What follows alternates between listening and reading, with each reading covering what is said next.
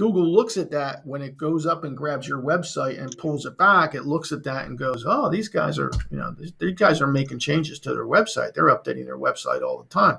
Look at all these keyword rich, you see what I'm saying? Like it just, Yeah, no, I agree. and if it takes you 10 minutes, why not? Why And it not could do save it? you a few $100s versus getting a custom blog writer, off Exactly. of Fiverr or Exactly. something. Yeah. There's no such thing as a custom blog writer anymore. If there is, they're poor. So, No, I think that was one of the first things that got knocked out when these large language models came out. But then yeah. there's also a lot of other things that the practice can utilize these large language models with. And I think before we dive into the other channels that they can utilize it for marketing, I think it's important for our listeners to know that when you're talking to these large language models, it's really important to ensure you're giving it the right information, right? Take on a persona of X, right? What is the output you want? What's the